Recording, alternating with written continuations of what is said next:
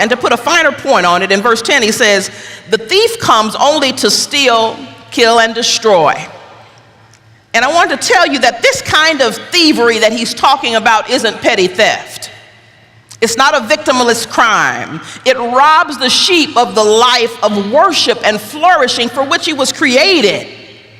Jesus says that the thief's purpose is to steal, kill, and destroy. Now, it's easy for us to consider thievery that happened in the garden, right? That Satan deceiving Eve, twisting God's words, robbing them of their contentment, ushering spiritual death into the world, and destroying their intimate relationship with the Father. But what is perhaps harder to see is that there is still a very real and present enemy who exists to steal, kill, and destroy.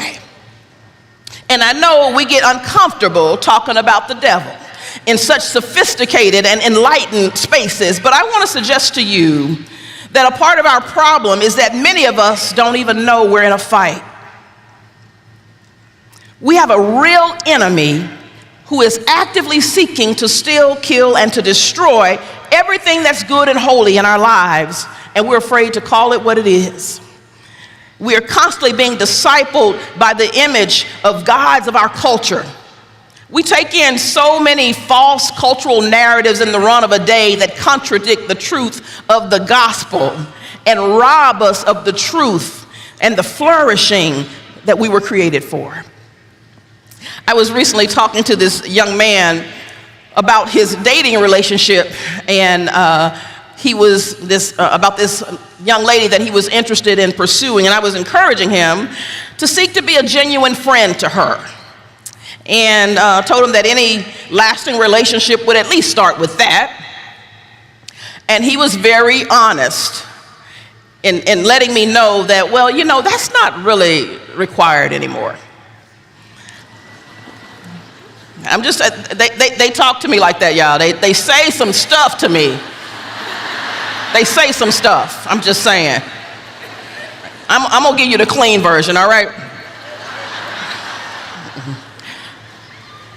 And so he says, well, no, that's not really required anymore. Dating is really about just kind of being open to anything. And sex is really, it's just transactional. And so it doesn't need to be complicated by, you know, love, commitment, and all of that old school stuff. And so I listened for a while, and then finally I stopped him and I told him, I said, son, everything new ain't improved.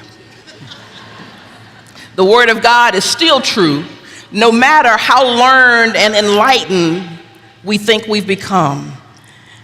What he was really telling me is that he had found another way, he thought, to the good life. And for him, that was sexual freedom. It was about using his body to do whatever felt good.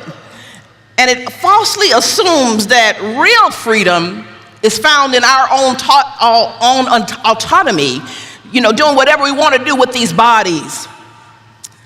But can I tell you that no created being has unlimited freedom? We're all bound by something. And so for him, the so-called sexual freedom sounds like the good life. But while we have the freedom to choose our actions, we are most definitely bound to the consequences of the choice.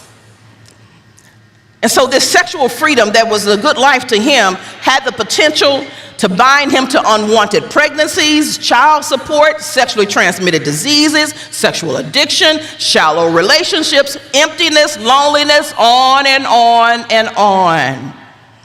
Because what seems like the way to the really good life really is just a lie whispered in the culture by a master thief.